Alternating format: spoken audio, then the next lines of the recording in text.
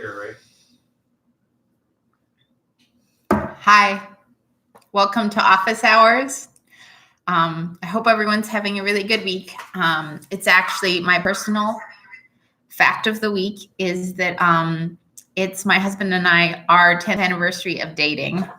We got married about a year and a half after dating. So we're close to our 10th anniversary of marriage, but we're not there yet. But tonight is actually 10 years ago, the night we met each other. But we don't usually celebrate this at all because we got married a year later a year and a half later. And also because we're more marriage anniversary celebrators than dating anniversary celebrators. But it's still 10 years. We're going away to a hotel tomorrow night, partially just to get a good night's sleep. The kids are very loud sometimes. And one of the nights this week, they woke up 4 times and I got 3 hours of sleep. So I'm very much looking forward to it. I hope you all have good weekend plans, and I hope you've all had a really good week. This has been a very busy week for me because it's the overlap week. And so I actually have students joining me tonight from past classes, but also from current classes of Submit, Publish, Repeat, and the new novel writing course, which I've really loved teaching. This week, we've been working on the ideas assignment, and that's been really wonderful. I've gotten to see a lot of people's ideas for their novels. Many of these novels they haven't written yet, and it's been really exciting and really fun and kind of brilliant. And I've been really impressed by the quality of work, but also just really excited to see where these ideas go and what they become. So I should get to my questions because I have a lot of them so far. The first one is from Summer. And she says, I have a question. First, I want to say a tremendous thank you to Caitlin for her recommending me Lowesoft Chronicles. My Rowing in Dulce de Leche piece was accepted by them for publication in the next issue. Hey, yay. I love that. Lowesoft, which I'm never quite sure how to pronounce, is a wonderful publication. And they like they like stories about travel and lighthearted. And they also publish poetry.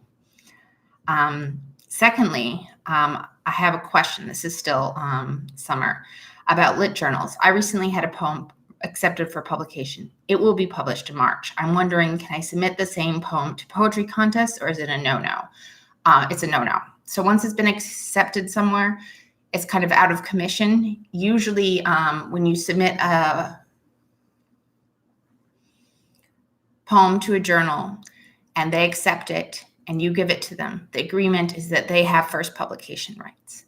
And so after they publish it, then someone else could theoretically publish it as a reprint or, that's kind of the option, or it could be part of a book, all that sort of stuff, because the rights do return to you. But they have to be published by this other place first. So right now it's off the market and you should pull it from anywhere you've simultaneously submitted to, which is a big undertaking, but really worth the time and effort, and editors really appreciate it. And they take note of people who are considerate enough to do that. And they also, more importantly, take note of those who aren't. So Summer also has a question. The same poem was accepted in 2 different journals. Wow, this is a lot of acceptances. Congratulations. How do you suggest I go about notifying one journal that it was accepted elsewhere? So first off, you should do it as soon as possible. I usually respond within 24 hours. I withdraw all of the pieces that I've submitted. Sometimes 48 hours if a weekend is involved or I'm traveling. But it's really important to be on top of this in terms of time. And the way you inform them is you just say, I'm withdrawing this piece. It was just accepted elsewhere. Thank you for your time. I'm sorry to have to do this. But in your situation, they've already accepted the piece. And so you have to say, I'm so sorry. This piece was just accepted somewhere else. I apologize for the inconvenience. This just happened. I did not have time to notify you. Thank you for accepting it. I'm so sorry, but it's not available. And in certain situations, because this has happened to me, once I got an acceptance of a poem, by one of the journals I was most excited about publishing me, A Cappella Zoo at the time. They're no longer around.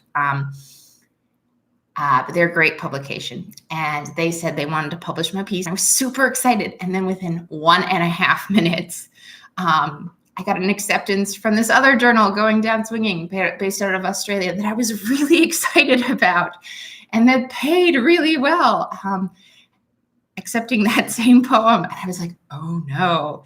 And so I wrote, the first journal, and then I wrote the second journal explaining it. And to the first journal, I said, hey, Going Down Swinging in Australia wrote me a minute after you did. And, it's too bad, but you guys get it. And to Going Down Swinging, I'm like, I'm so sorry this happened. And then they were like, we are on different continents. A Cappella Zoo was based in France. Going Down Swinging was based in Australia. They're like, we're publishing 3 months apart. They talk to each other. They're like, we're both happy. We're both fine. Give it to both of us. And so I did. It all worked out. So sometimes by being really polite and explaining the situation and not acting like you're going to get published, you end up publishing more. So there is possibilities out there. There is light. There is, options. But it's really important to be honest, and it's really important to be clear. And also, Going Down Swinging isn't opposed to reprints, which helps. And A Cappella Zoo was a print-only journal at that time.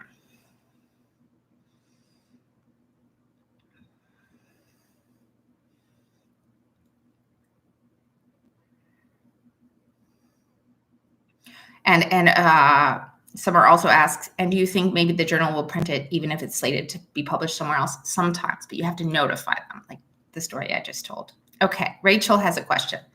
For this final feedback opportunity, do you, and this is for submit, publish, repeat, because the novel writing course is just starting.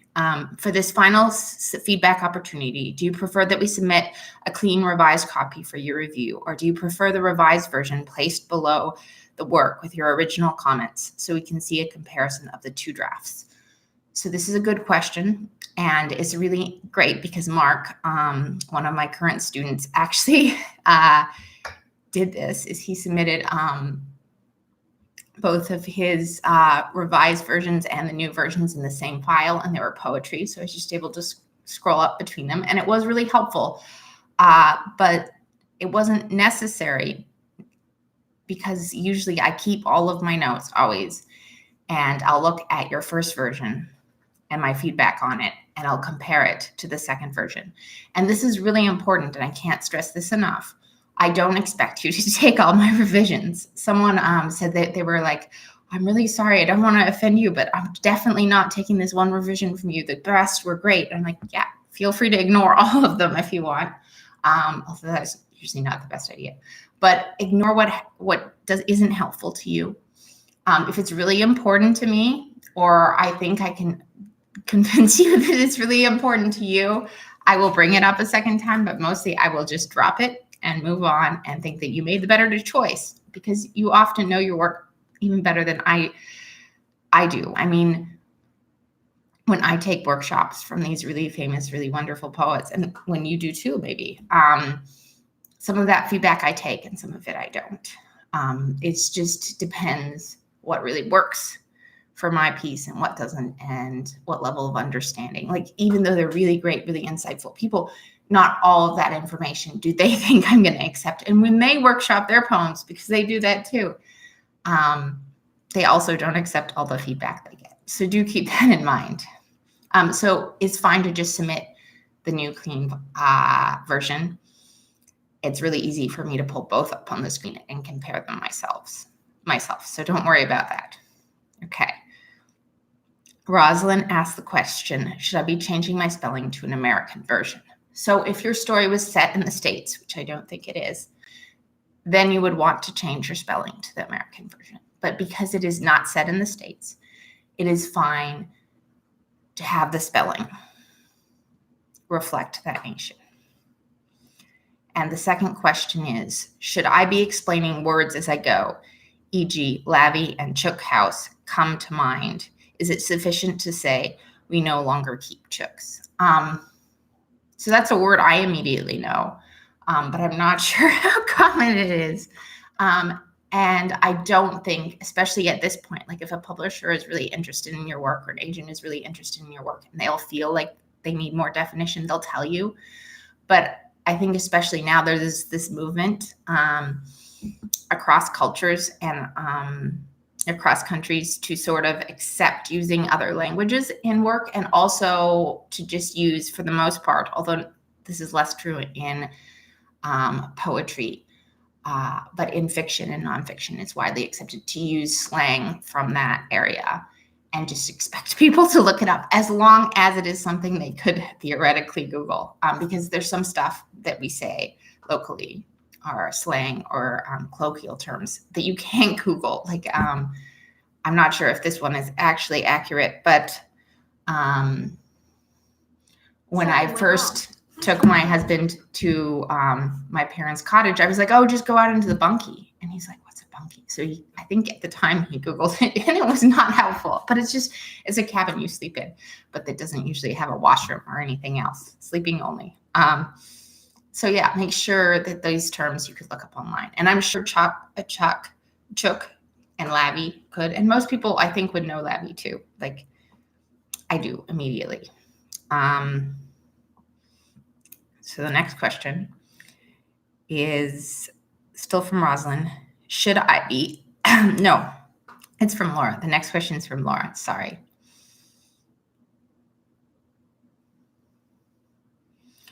For the 20 pages we submit at the end of the course, I was just curious whether that was 20 pages in manuscript format, double spacing, or 20 pages as I normally type, single spacing. Thank you. It's actually in Shun formatting, which I'll link to as part of the final, but you don't have to be super fussy about it because this is a novel in progress and not a novel that's already been finished and is about to be submitted to publishers. But the really important thing is double spacing. It is the first 20 pages that manuscript publishers see and agents see when you submit to them. That's the length, the double spacing. And so I do the same. Like if it goes over it slightly, 22 pages, fine. But that's about the usual excerpt amount. And reason it's that length, I think in part, is that's usually how much time and energy a reader will give a book before either dismissing it or deciding to really commit and finish it. So that was a really good question. Thanks. Alex, since my idea is to write a biography, I wonder how long is the normal length and word count for that kind of genre? Are there any specific rules that should be followed to properly write this kind of story? So I actually have not dealt with that many biographies. I have worked with, I think, 2 over the past 10 years, but they're usually around 100,000 to 130,000 words in length. This can really vary, and some biographies are really long, and then there's also like condensed biographies. Like I've read a biography on Winston Churchill that was maybe 70,000 words, and I've also read one on him that was probably around 700,000 words. So there's a whole range for them, and it really depends on the significance of the person, the type of career they had. Like, for example, a celebrity biography is generally much shorter than, say, a biography of Winston Churchill,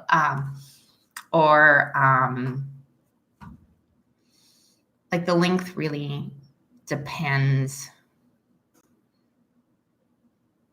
on what they did.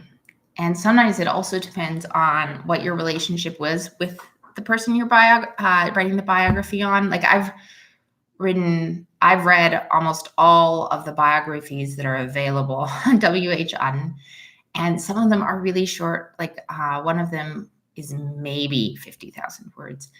And it was by an enemy of his. He really did not like him, a former fellow professor from Oxford.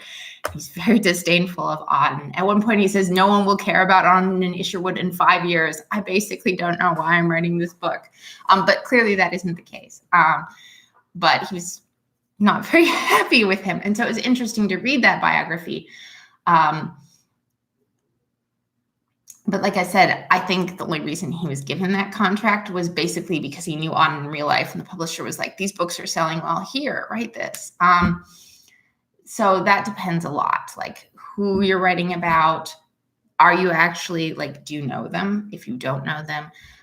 So that's something that matters, is that you're much more likely, like if it's a living person, to get the biography contract either if you're already a known expert on that person or if you know that person personally. And if the person is dead, the expectation is also that you are an expert in that field and that you know that a lot about that person, usually through actual study, but not always. Like the celebrity thing changes things. So if you want to clarify that question, feel free to add some. And there's not that many specific rules for biography other than you're expected to cover the entirety of their lives up until the point where you're publishing the book. Like if they're still living, obviously you can't cover their death or anything like that, but you are expected to cover all that they've currently lived. And so that starts with birth and moves on forward. It's not like a memoir where you focus on the theme. It's about everything that you can find out about that person.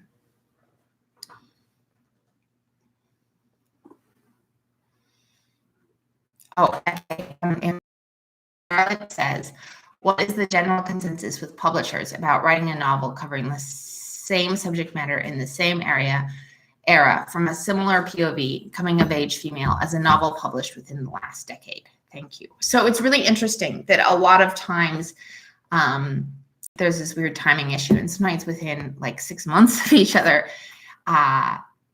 books like this will come out. I noticed with biographies, a bunch of biographies on Gertrude Bell basically came out within 2 or 3 weeks, 2 or 3 months of each other on the exact same year.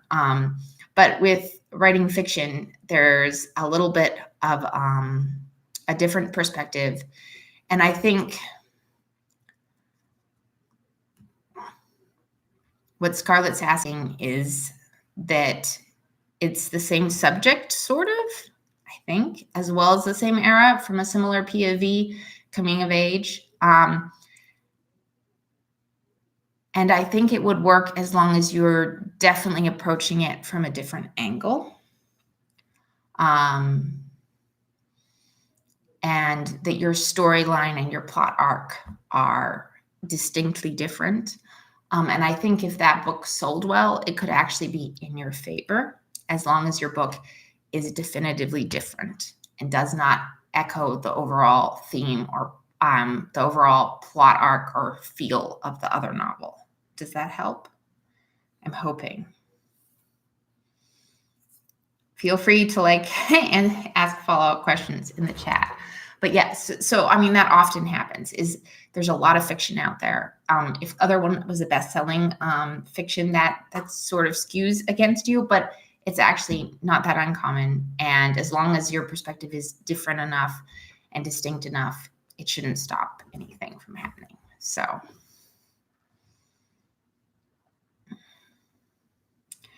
Guest 5498 says, what are archive rights? I see some publications saying that by submitting, we agree to give them digital, audio, one-time print, and archive rights. So archive rights just mean that, and they don't mean just by submitting. Usually if you submit to a publisher, they don't get any rights. It's only if they agree to publish it that they get these rights. But the archive rights mean that they get the right to keep it and publish it on their website in perpetuity, or as long as their website stays up from that point forward. And so it just basically is asking for your permission to keep it up. The rights in them and of themselves return to you, and you can reprint them with someone else, but they are going to continue to display them on their website. And it's very standard, and it makes complete sense, because it would be terrible if a literary journal put out an issue and then, at least for the digital one, had to remove half the poems 6 months later because the authors were like, no, you can't have them anymore. So the archives rights are just their rights to continue to keep things up that are already up. Does that help? Hopefully. Daniel F. says, hi, I liked reading about the science fiction tropes to avoid. Are there certain tropes or themes that publishers see too often with sci-fi? I think there's a number of them, and you should be able to recognize them if you've read a lot of sci-fi, because they're things you encounter over and over again. And I think what's really interesting with sci-fi right now is that they're starting to really play with these tropes and do engaging things with these tropes and like swap the genders of the tropes, and all of those things are very helpful and good. But like most of the tropes that are used too often in science fiction, like, you know, body swapping or like technology saving the day, they're all tropes that can be twisted in ways that are still unique and interesting. And I think that's pretty much true of almost all tropes, except the really problematic ones. And so that's like worth keeping in mind, is how can you take this trope that might be seen too much and turn it into something new and something kind of extraordinary. But there's no like specific right now, I never want to see those tropes again thing that I've heard science fiction agents say or publishers. Although I am going to AWP in March. And so I'm hoping to interview a few agents and come up with additional answers. And that might be one of the questions I ask. So thank you. But no, in my experience, okay.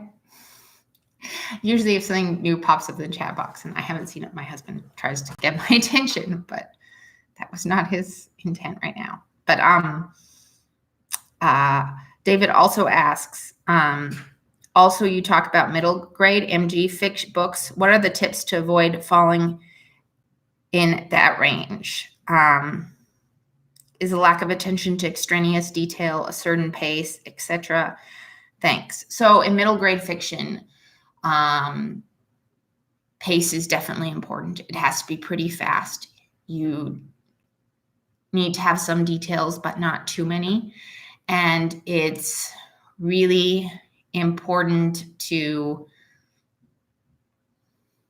make sure that, well, the parents can play a role, unless they're dying or they're abusers or something like that, negative generally.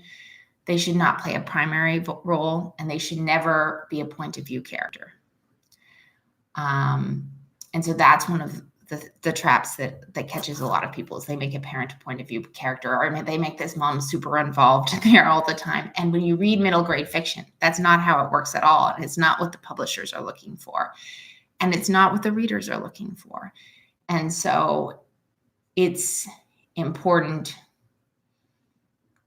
to make sure that the parent, because there can be good parents in middle grade fiction, that they play the right amount of role. Like they can help the child make the good decision, but they can't make the problem go away. They can't solve it for the child. That would make the story unsatisfying for children to read.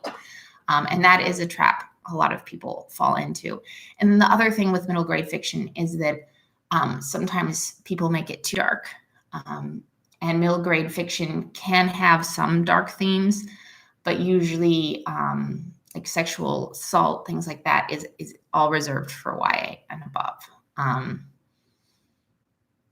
So that's worth keeping in mind. And like even in like a casual sort of reference to it, it's usually not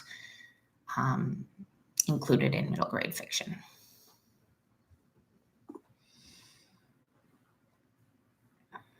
And I think that's all of Daniel's question, but if they want to add some follow-up, I'm happy to answer. So Danielle asks, is it a good idea to write a chapbook of poems based on one historical event, or would that be boring? Well, I am probably the wrong person to ask. because my thesis was on Ted Bundy, and it was all, it wasn't actually on Ted Bundy. I have a really big problem with Ted Bundy. It was on the victims of Ted Bundy. It's now called Counted Among the Dead, but it's about this idea that women, especially back then, were killed, and it was completely dismissed by the cops initially as women just being flighty and running off and no big deal. And what do you mean she's never skipped school before and now she's gone for 2 weeks? All women like to get away. That was the reaction. And so I would write about each woman and who they were as a person from a journalistic perspective. They weren't persona poems. And I went through all of the women that were victims of Ted Bundy that way. And only at the end does he enter at all, because most of the time he didn't play a role in their life in any way until the very end. And so I'm the wrong person to ask about that question, but I had no problem getting that chapbook published. The full-length version of it, not so much, but I had 2 offers for the chapbook to be published, and I took one of them. I didn't even start submitting it around. Thomas Lux, the American poet, published the first chapbook. And it got a lot of positive attention, a lot of positive reviews. So I think it depends on the historical event. Also, Kevin Young, who's the current poetry editor of The New Yorker, one of his early books was called Our Confederate Dead, I think, The Confederate Dead. And it was all about this very specific historical event. And there's been a really great one about Shackleton, a full-length book. So I definitely think as long as you know how to write about it and you feel comfortable with those events and you like research, go for it. Because there's actually, I can think of 10 chapbooks and 6 books that are centered around one specific historical event. So I think it's a really good idea. And if you want to tell me what it is, please send me an email, because I'd love to read more about it. That's definitely up my alley. Oh, and Daniel asks, what is the best length for that kind of chapbook? So chapbooks have an upper limit to how many pages. I think it might be as high as 50, but generally they're 12 to 25 pages. And I think that's the best length for a chapbook. And I think going over that is kind of edging into book territory, but that's just my personal opinion. And I've read a lot of chapbooks, and some of them were much longer, but my favorite ones are all around the 25-page length. And so that's sort of what I would aim for, around the 25-page length. Hopefully you can tell the story you want to tell within that space. And if you want to do a larger project and then carve it back to a chapbook, that can work too. Marnie asks, can you suggest any filter I could use when scrolling through journals if I am submitting only one essay or story? Often I open creative nonfiction journals and authors publish only to find that there are publishers looking for collections or chapbooks. So the creative nonfiction journals we've featured haven't published chapbooks or collections, so I'm a little confused by that. But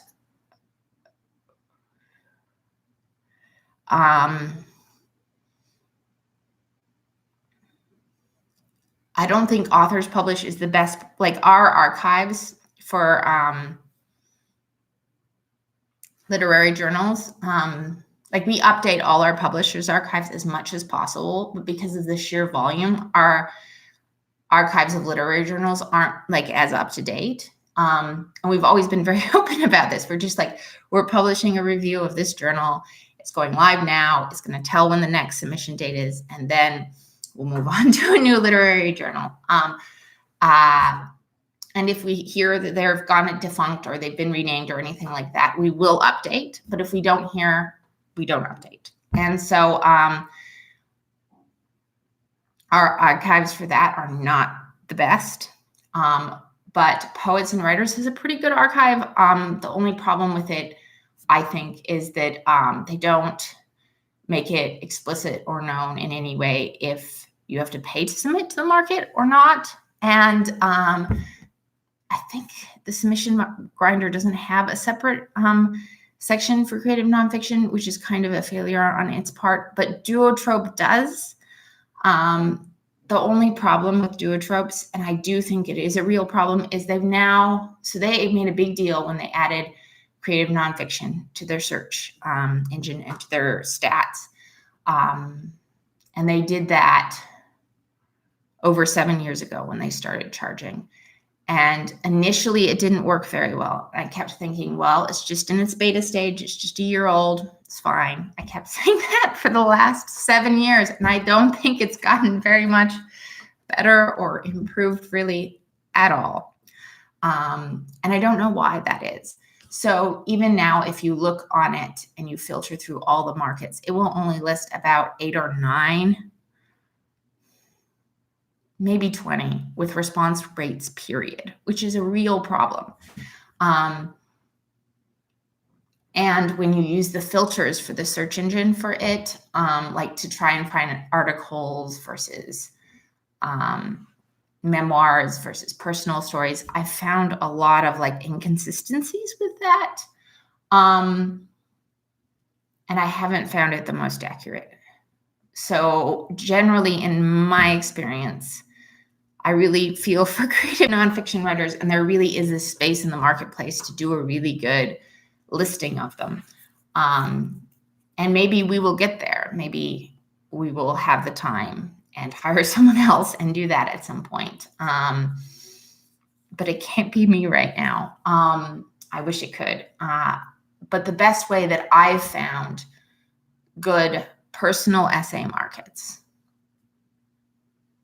on Duotrope is by looking for places that publish fiction and then seeing, because they have the little mark next to it, to see if they publish folk poetry or nonfiction also.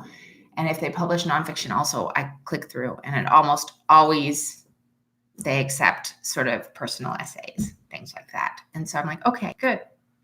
I do think if it's more article type, creative nonfiction, and you're looking for a more article type magazine, I do think Freedom with Writing does cover that a lot better than we do. And the paid publishing, paid publishers, Jacob, the paid publishers guidebook that Jacob publishes and updates like every 6 months or less than that, maybe every 3 months.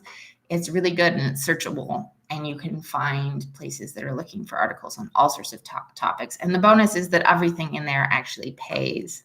I'm not really involved with Freedom with Writing beyond occasionally editing articles. And I used to be in charge of their Facebook page. That's how I ended up starting Authors Publish, actually. But I do think that this is a really good resource for people who are trying to publish beyond personal essays. And they do list personal essay publishers in there, but the main focus is on more article type essays. Okay, it's 9:04. Does anyone have any more questions? Any follow-up questions? Any detailed questions? Any things I didn't answer to your sufficient interest? Any terms I mentioned that you might not understand? I'm going to give it one more awkward minute, and then I'm going to sign off, because it has been over half an hour. But sometimes when I do the double office hours, it can be up to an hour. But I'm kind of glad it wasn't that long tonight, just because, as you can probably tell, I'm tired. But there were some really good questions, and I was really happy to answer them. And if you ever want to follow up and get links to more tropes, or links to, or say, Caitlin, speak a little bit more about, this particular issue, just send me an email and I will answer it there too. No more questions have gone through. I have been live for 34 minutes and 17 seconds. And so I will say goodnight, and hopefully you'll all sleep very well, especially if one of you stayed up till 1:30 to watch this. And I'll hear from you soon. Bye.